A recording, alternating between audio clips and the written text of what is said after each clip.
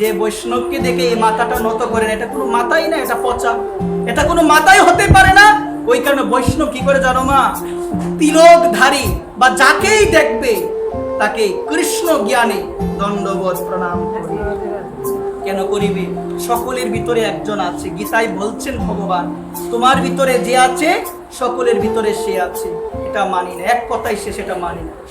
যদি এটা মানতাম, আমি আমার বয়স জ্যেষ্ঠ, আমার থেকে গুরুজন, আমার থেকে বয়সে বড়, উচ্চ স্বরে কখনো কথা বলতাম না, কখনো আমি কথা বলতাম না। এবং আমার করণীয়, আমি বয়সে বড়, আমার থেকে যে নিচু তাকে আমার প্রণাম করতে হবে। কেন করতে হবে? যিনি আমার ভিতরে তিনি তার ভিতরে। এগুলো করা উচিত মা। এখন মানা না মানা এটা আপনাদের উপর, আমার বলতে হবে, আমি বলছি। এই কথাগুলো জানা প্রয়োজন মা। আমরা তো এগুলো মানতে পারি না, আমরা এগুলো বিচার করি, আমরা সাধুকে চিনার চেষ্টা করি, অমুকে সাধু তমুকে সাধু, আরে অমুকে সাধুই না, এর মধ্যে কোনো ইয়ে নাই। সাধু চিনা অত সহজ নয়, তোমার আমার এত সাধ্য নাই সাধু চিনার। আমার মধ্যে, বিশেষ করে আমার মধ্যে নাই। স্বয়ং দেবাদিদেব মহাদেব শাস্ত্রে বলছেন তিনি চিনতে পারে নাই বৈষ্ণব, তাহলে আমার মতো পাপী আমি কি করে চিনব? কে বৈষ্ণব? বৈষ্ণব ধর্মের প্রতিষ্ঠাতা কে? এগুলো আমরা জানি, এগুলো আমরা জানি। 12 জন হলো বৈষ্ণব ধর্মের প্রতিষ্ঠাতা। কয়জন? এর মধ্যে প্রথম হলো যম। যমরাজ নাম শুনেছে? যমের নাম তো কেউ আর রাখে না, কত নাম হইতে রাখে গো, যমের নাম তো আর কেউ রাখে না। তো যমকে প্রথম প্রশ্ন, যম হলো প্রথম বৈষ্ণব। যম, একটা কথা মনে রাখো, যমরাজে তো সহজে কাউকে ধরে না। মা ধরে গো? কথাই বলছেন ধরে না, ধরে না, যেদিন ধরবে। আপনি আমাকে বলেন বাবা ওই তো খারাপ কাজ করে, ওর যে কিছু হয় না, আরে ক্ষতি চাইবেন কেন?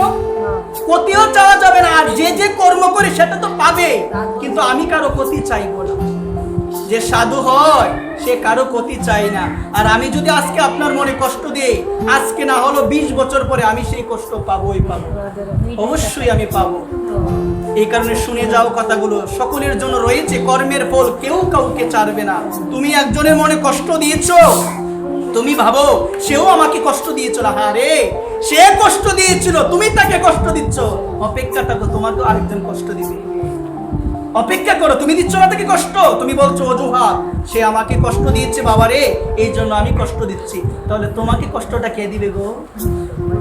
আছে একজন, রেখে দিয়েছে ভগবান, মাধ্যম একজন রেখে দিয়েছে। এই কারণে কথাগুলো আমাদের অনুধাবন, উপলব্ধির বিষয়।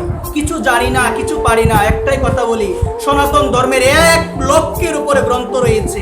এখন আমি যদি ভাবি বাবা রে আমি তো অনেক জানি, অনেক পারি, শেষ, এই জায়গায় ডুবে যাবে। কি জানো তুমি? তুমি যে তিলকটা দিয়েছো মাগো, এই তিলকটার নাম কি গো? এখানে কারো জানা আছে? তুমি যে তিলকটা দিয়েছো এই তিলকের নাম কি? তাহলে তুমি যে সন্ধ্যামন্ত করছো, এই তিলকের সাথে যদি, এই তিলক যদি তোমার পরিবারের না হয়, তোমার সন্ধ্যামন্তে কোনো ক্রিয়া হবে না একবার। তাহলে তুমি তো অনেকই জানো, অনেক কিছু বুঝো, অনেক কিছু পারো।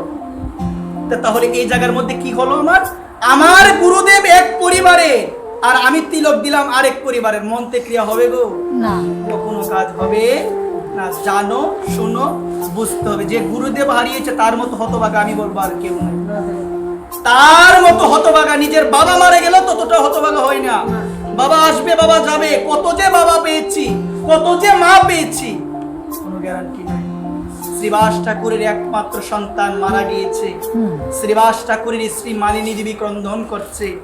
শ্রীবাস ঠাকুর মালিনী দেবীর কাছে গিয়ে বলল, মালিনী তোমার কারণে যদি আমার প্রভুর কীর্তনে বিঘ্ন আসে, বাধা আসে, আমি তোমাকে বলছি গলায় কলসি বেঁধে আমি যমুনার জলে ঝাঁপ দিয়ে মারা যাব। একমাত্র সন্তান মারা গিয়েছে, কান্না তো নাই, বরং বলছে আমার মহাপ্রভু হরিনাম করছে, যদি বাধা হয় না আমি এই দেহ রাখবো না। মায়ের মন, মা একটাবার ভেবে দেখো, না কান্না করে থাকতে পারবে? একমাত্র সন্তান মারা গিয়েছে, মা তো কাঁদবে। কিন্তু আজকে আমার মহাপ্রভু বলছে আজকে তো আমি কীর্তনে আনন্দ পাচ্ছি না। কে বলছে কথাটা? মা। আমার মহাপ্রভু কীর্তনে আনন্দ পাচ্ছে। কি হয়েছে? হঠাৎ গিয়ে দেখলো আমার মহাপ্রভু শ্রীবাসের একমাত্র পুত্র সন্তান যে মৃত্যুর কোলে শুয়ে আছে। একবার শ্রীবাসকে বলল, শ্রীবাস তোমার একমাত্র সন্তান মারা গিয়েছে, তারপরও তুমি আমাকে বলো না তোমার সন্তান মারা গিয়েছে, একবারও বলো না আর শ্রীবাসের স্ত্রী ক্রন্দন করছে, ক্রন্দন করে বলছে আমার একমাত্র আদরের সন্তান তুই ফিরে আয় আমার বুকে আবার। আমার প্রভু সেই সন্তানের কর্ণে গিয়ে বলল, দেখো তুমি চলে গিয়েছো, তোমার মা ক্রন্দন করছে।